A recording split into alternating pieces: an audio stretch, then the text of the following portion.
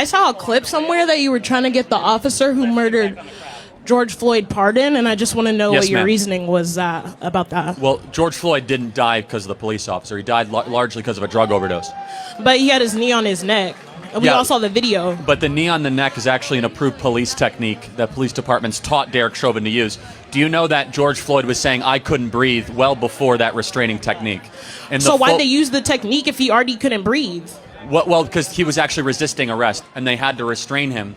And they restrained him in a way that they were taught to do, which is the knee on the neck technique. Okay, so when does the technique end? Like when they die? Like he said he couldn't. No, I mean the technique ends when the individual stops resisting arrest. His cause of death was not asphyxiation; it was drug overdose.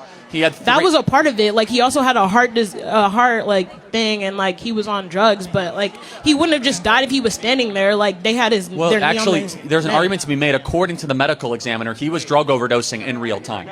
That it wasn't because of the police officer, Derek Chauvin, that put his knee on the neck. And again, they were taught to do that. According to the Hennepin County Police Department, they teach that as an approved restraint technique. And by the way, this is just a broader point. Our whole country blew up because of this incident, and it was largely based on a lie. Largely based on a lie. We were all. What was the lie? The lie is that there was a white police officer that went after a black person just because he was black, and it just wasn't true. He was resisting arrest. Okay, but he killed him. Like that doesn't. Well, again, the county medical examiner disagrees. The county medical examiner in the original report. So then, why did he get sentenced? Exactly. Like, that's a good no, question. I'm saying. It's because it was largely a show trial where actually they were not allowed to submit evidence. Trial? A show trial. A show trial is an example where you put people on display or a show for a political purpose or political means.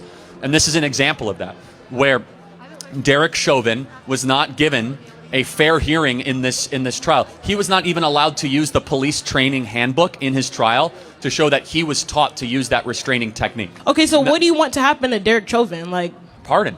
So he's just free? What is that? Yes. What message does that send to like... It should be, it's a message that you should get an actual fair trial and that you're not going to get a trial by media. First of all, I can't hear anything you're saying, okay? I don't think anybody can. And I just want to ask, do you feel proud of yourself for debating college kids who are unprepared to speak in front of an audience like yourself? Hold on. You're 30 years old. We can agree you're 30 years old, right? Do you think that's a little bit silly? Wait, hold on. How is it any different than a professor talking to you? Than a professor talking to you? Who are you? Important enough for you to come up to a microphone. Actually, when I first saw this ad, I thought it was like an improv comedy thing. It looked so ridiculous that I didn't even think it was real. This is what you do. You take people and you put them under the spotlight and you... Well, hold on. I didn't ask you to come up here. You voluntarily came to the front of the line. You didn't have to do that. You're purposely antagonizing people on campus, asking people to come up by spreading your weird agenda. How?